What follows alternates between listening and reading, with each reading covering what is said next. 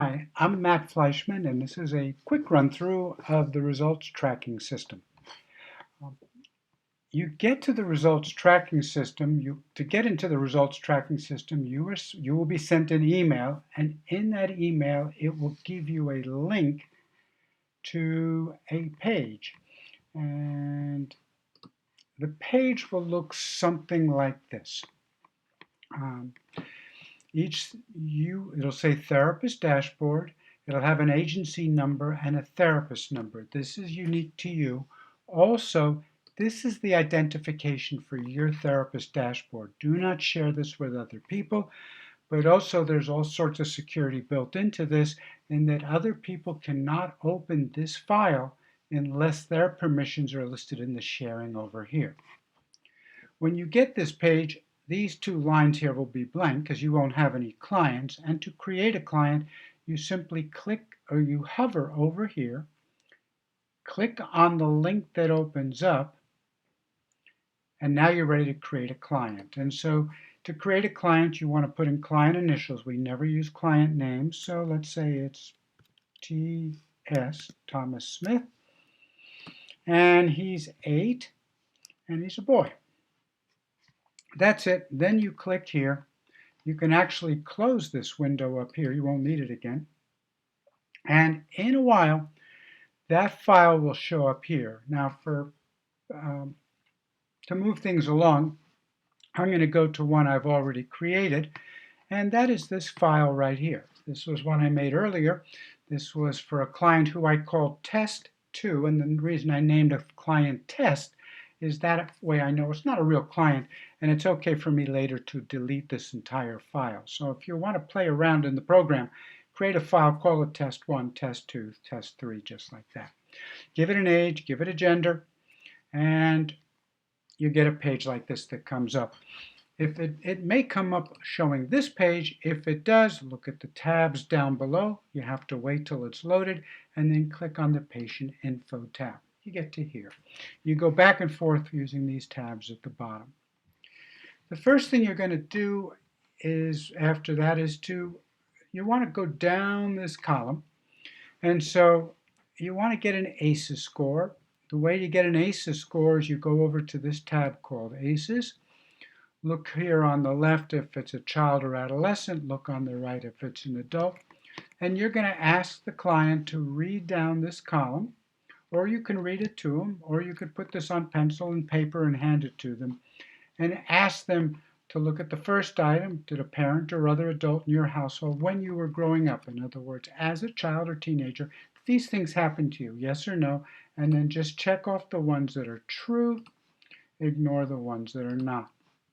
And you'll notice that down at the bottom, it'll total up the number of checks. If you want to keep it even more anonymous, you can give this list to the client, give them a piece of paper and tell them to make a hash mark for each one, or a count on, for which ones are true. We don't care which ones are true and which are not. Just we want to know what the total is. And they can write that total in here.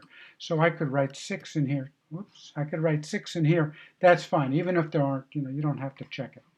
The key then is you take that number, there we go, and you go back up to the patient info tab and you put it in here. So if they checked off 6, you put a 6 in.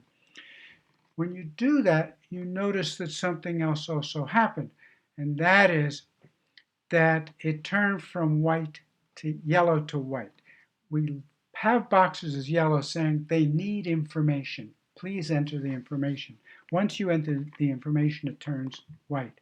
We also tell you what score to enter if you don't know it. So in this case, if you didn't know and couldn't find out an ACEs score, or the client wouldn't tell you, enter 99. Okay. We have a research group assignment right here. These are some choices. Most typically, it's not applicable, but if you don't know it, you can also put unknown. That's fine. And then we skip this, and now we go down here and you have a series of yes, no, and unknown questions. In the year before, did the client go to the emergency room for medical concerns? Yes, no, unknown. You go to the next one. Did they have ER visits for psychiatric concerns? hospitalizations for medical reasons, and you just ask the client. Now, if you as a therapist know these answers, you can put these in. If you're working with a child, arrests or incarcerations, if it's a young child, certainly it's no. But just go on down. Some of the questions, this one, number of current stresses, here you have to go to the current stresses tab. And here are a series of type of stresses that you want to know if they're currently experiencing. So it's kind of like the ACEs. You just go down, have the client read it, put the checks in, check off, nope, not true, is true, etc., etc. We've added one down here for exposure to natural disasters, pandemics, war, victim of crime. So if this is, you're using this during COVID-19 time, you have to decide, does the client feel that they've been exposed, this is a problem affecting their life? If it is, just check it. Okay. Again, you get a score. You have to go back up to the patient info tab, and you enter the score. And the score can be anywhere from 0 to 10. Just like before. They put down, you put down 1, put in 1. Okay. And then here we go. How well are they coping? From 1, not well at all, to 5, very well, and you would enter a 0 if unknown. Again, same things here. You just enter these scores. I'm not going to detail them because the question should be fairly self-explanatory. Once you've done this, there's one other thing here. If your agency assigns a case number to a file, you can put that in here. It's not important to us. It can be maybe important to you. Okay, now you come to the heart of the program. The whole results program is built around clients identifying what their concerns are and then tracking those concerns over the course of treatment. And so to do this, you want to enter the first concern here. Now, one way you can say to the client is simply, what are you concerned about? We have a whole page here to help you go through this. Oops, I previously used this in a demonstration. I'll take those out. Basically, you just go in and ask the client to look over these lists, to check off things that are possible, then to go down the second column and winnow down the number of problems to 5 to 8 main concerns, and then put it into their own phrasing. So you can go through here, because eventually what you're going to do is you're going to take those concerns and you're going to enter them up here. So let's say one of their concerns is poor sleep, specifically wakes multiple times during the night. The next concern is easily irritated. Another one might be loses track of time. Oops, time. Okay. And I'll pick, let's say another one. Let's see, holds onto resentments, and we might add, and you might say, what do you mean? And let's say this person's divorced and keeps thinking of X, whatever. And then over here, you would put in how long have these been problems. Oh, I wanted 5 to 8, so let me pick in a fifth one.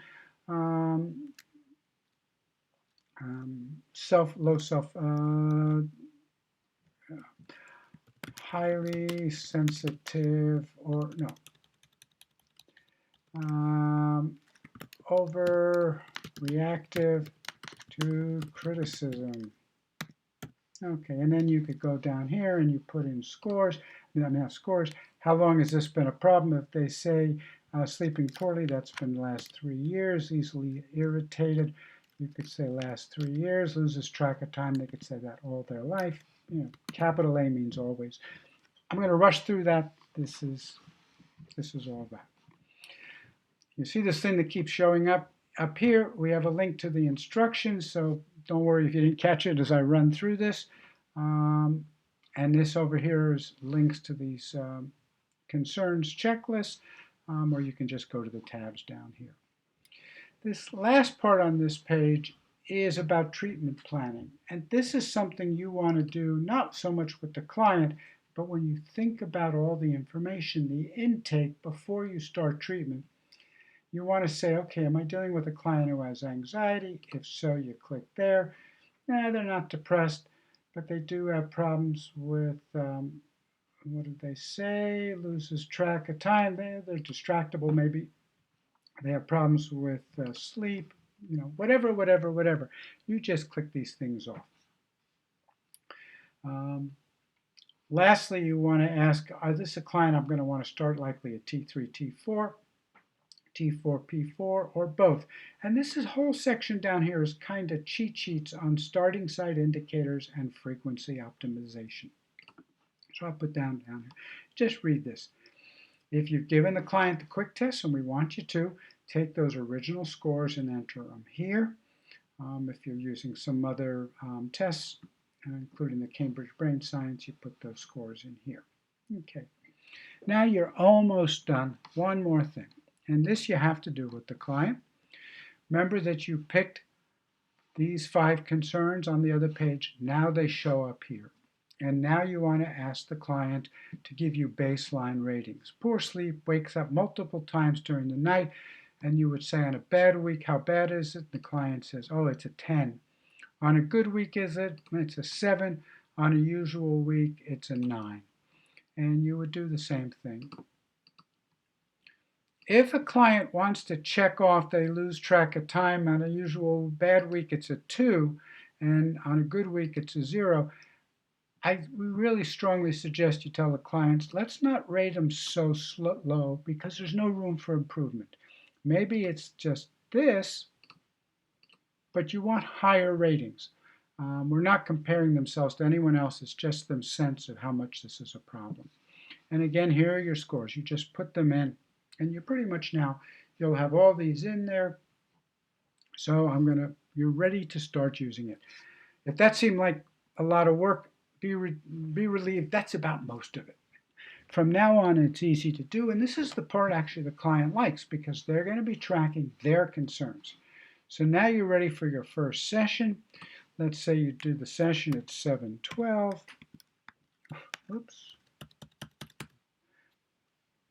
It is, I don't know what I wrote, 7/12. And you give the screen to the client. By the way, you can slide this over to the client. You can have this you can open this up on an iPad or Android tablet, doesn't matter. Well, you give it to the client. You can also slide this page over onto the same screen that the movie displays or the video games. Give a client a mouse and just let them check. Check. And it's important that they can see their earlier scores because this way they're comparing themselves. They have a framework to see how they're doing. Anyhow, they make the checks. You run your session. There's one more thing you have to do, and this is really helpful, and that is you want to record the protocol. You see the date came over here. But now let's say with this client, you decided that it's both a T3 and T4 client. You started at T4 at 0.1. You got down to 0.01. You just wanted to go there and stop. Everything was just fine. You put 0.01. Oops. Sorry. That was a mistake. Didn't mean to put it there. I meant to put it under the T4, P4. And you'll notice one thing here. If you make a mistake, it's easy to fix. Just delete it, go elsewhere.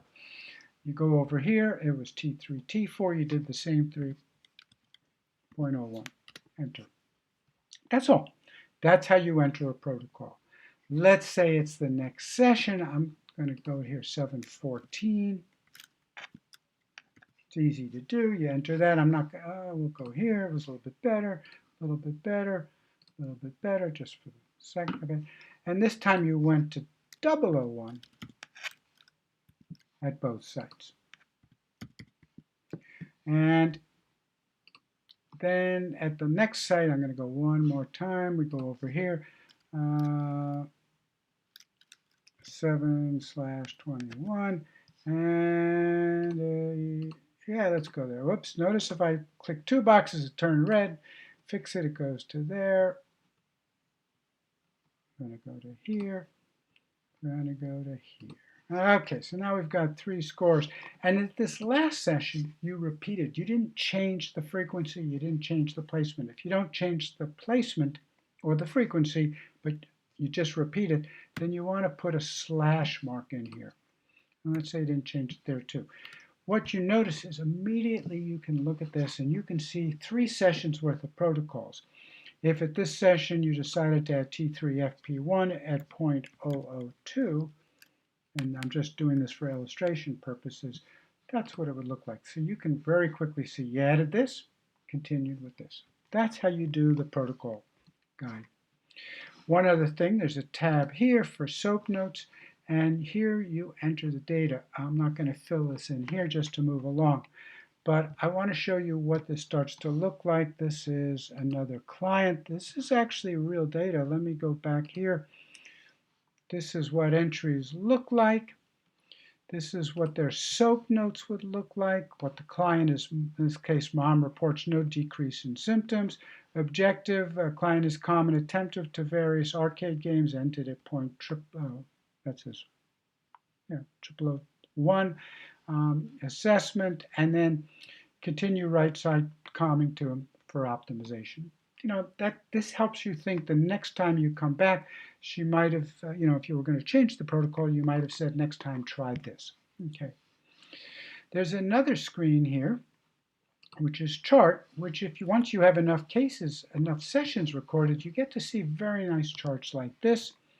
And you also see tables like this that show you all the ratings and how they've improved and how they go from red to green as things get better.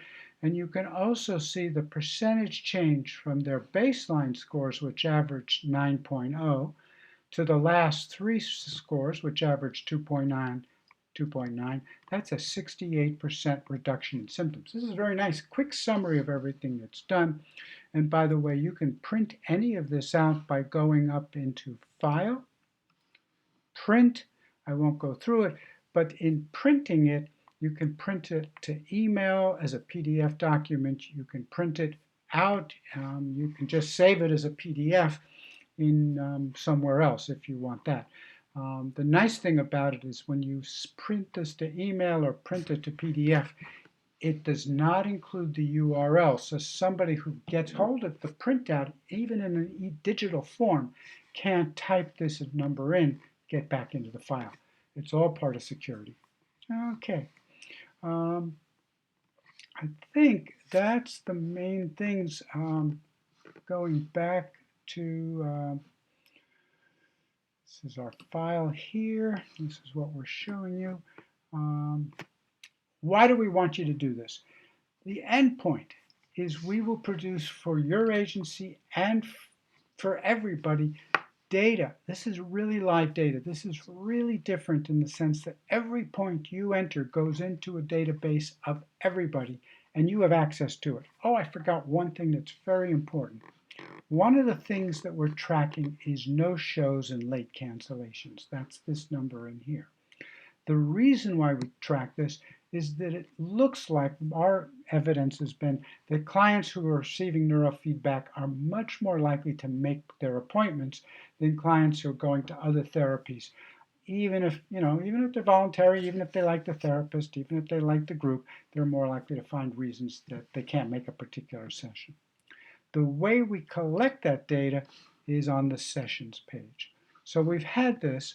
You've entered the date. Now let's say they had a session on 7/24, but they didn't show up, or they canceled. Now, if your policy is 2 work days before, we don't take into account excuses. The car wouldn't start, the child's sick. If they didn't show, just put in S. We're not making a judgment as to why. We know people don't show to everything.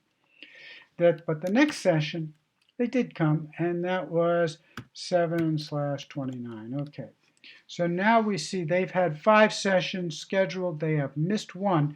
If we go back to the client info page, you notice their no-show late cancellations is 20%. This number will change. Again, really important data. Really, really important data. Please record it. Please be strict, whatever your agency criteria is. And even if, there may be no penalties and people have good reasons, but you just want to keep track of that. Okay, so that is my quick overview. This is why we need you to collect the data. The data is invaluable. But also, let's be honest. Let's say you implement the program in your agency and your clients don't like it. They don't get better. They don't show up. They don't rate it any better and they like other things doing. Fine, we need to know that. It's not right to keep implementing things that aren't helpful. So you are really useful. And if you, again, the program is built on Google Sheets. One of the key things on it has a lot of security, so one of the biggest problems we find is you have to log in from whatever email is associated with your Google account. If you have problems with the program, please email me. That's listed at the bottom of the instructions page. By the way, that instructions page can always be found right here. I click here for instructions. You go to this, and my email is down there. Email me. You're not being a pest. This is the way we find problems. So thank you so much. I look forward to you using it, and thank you for being part of the project.